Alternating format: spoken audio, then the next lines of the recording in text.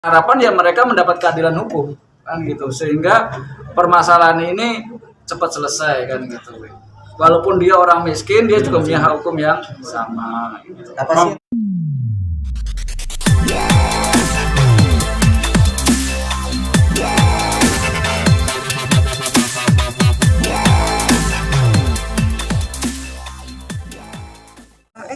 Oke Pak Edi, terkait pelaporan sejauh ini perihal pertama Tinting dulu kali ya, gimana nih Pak?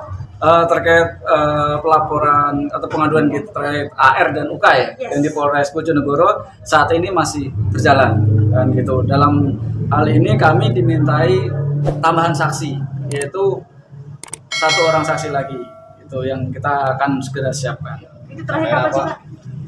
Kami dapat konfirmasi kemarin, dan dalam minggu ini saksi dari kami akan kami hadirkan. Depan Pak. Mas, total berapa saksi Mas? Total yang saat ini sudah 2 saksi, tambah 1 saksi berarti 3. Di luar saksi dari kepolisian sendiri, dua anggota polisi. Oh, yang mengawal itu ya? Iya, yang mengawal. Iya. Kalau ini kan 3 saksi, mungkin saksinya dari siapa aja? Dari pihak mana aja mungkin yang lebih? Kalau dari pihak kami yaitu kepala desa, ya kan, dan Ibu Suci, tetangga juga dan tetangga juga yang mengetahui. Gitu. Untuk orang tua KD sendiri mungkin jadi saksi kah atau? Kalau orang tua KD otomatis kan saksi pelapor sekaligus saksi karena beliau yang jadi objek dari kedatangan AR dan UK itu. Nah, mungkin ada undangan kembali kan nanti dari orang tua KD? Saat ini kan masih dalam proses pendidikan, sehingga kita ikuti mekanisme-mekanisme yang dilakukan oleh teman-teman polisian gitu. Nah, pernyataan dari orang tua KD sendiri apa tuh Bang? Ya dengan harapan ya mereka mendapat keadilan hukum kan gitu, sehingga permasalahan ini cepat selesai kan gitu.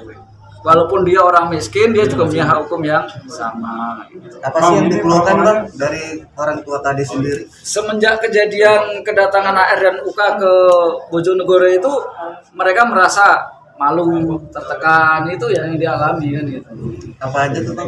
Mungkin bahasanya lebih. Pak kamera. Ya kalau ketemu orang itu agak trauma gitu. Kameranya Pak, depan. Nah gitu.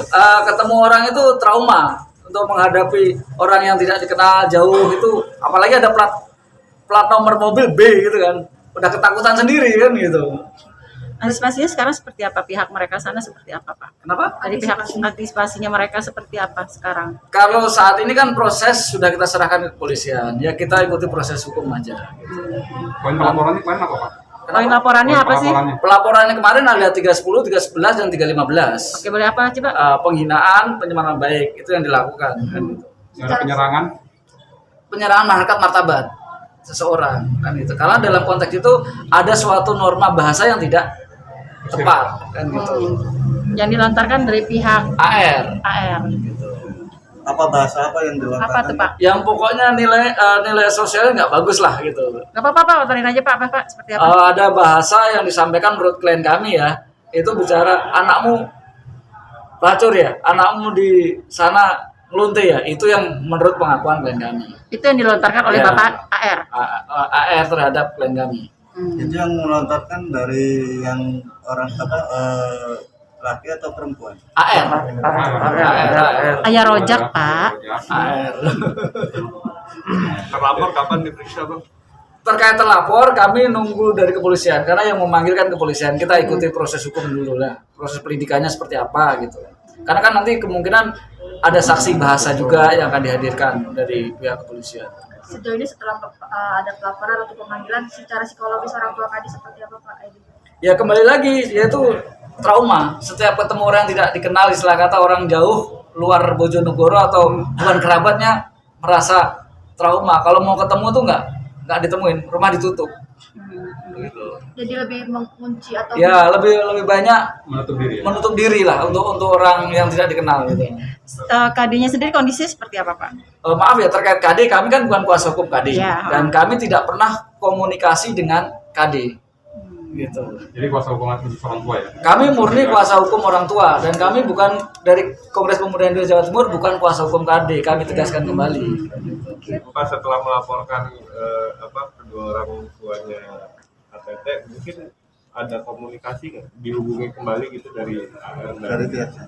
Selama ini kami tidak pernah ada komunikasi dari pihak AR maupun UK. Gitu. Kami tidak pernah ada komunikasi dan memang kami tidak mencoba mencari komunikasi kan gitu. Biarkanlah proses hukum berjalan. Artinya tidak membuka celah untuk berdamai, Pak. Kalau terkait dengan celah hukum berdamai dan tidak, kita ikuti mekanisme yang ada dulu. Prosedur hukum yang ada kan gitu. Bang, selain menghadirkan saksi-saksi gitu ya, dari 3 orang, apakah ada barang bukti lain yang mungkin Barang visual, bukti audiovisual atau apa? Gitu? terkait visual maupun audiovisual kami sedang digali oleh penyidik karena penyidik akan menggali hal tersebut. Otomatis kan penyidik nanti akan menemukan lah gitu. Tapi sempat dilampirkan atau diserah? Kalau dalam melampirkan hanya tangkapan layar dan dari berita-berita kawan-kawan ini dari teman-teman media semua ini kan gitu. Artinya hanya dari rangkuman berita-berita. Iya betul. Oke, ini kan hari Jumat ada pemanggilan kedua orang tua AR dan UK sendiri. Gitu, Pak. Bapak sendiri berharap seperti apa dengan pemanggilan mereka? Mungkin sebagai saksi dulu ya seperti itu. Maksudnya? Ada pemanggilan, Ada pemanggilan. dari Polda Metro Dari Polda Metro Jaya hari Jumat. pada Abdul Rojak dan Abdul Rojak dan Umi Kalsum. Gitu. Terkait hal itu kami tidak mau mengomentari karena bukan ranah kami dalam hal ini kan gitu. Kami lebih terfokus dari pelaporan kami di Polres Bojonegoro. tapi akan memantau nggak sih Pak? Kalau terkait dengan permasalahan di Polda Metro kami no komen. Pastinya kan menonton dan menyaksikan. Ya kalau menonton menyaksikan tapi kami no komen karena bukan ranah kami kan gitu.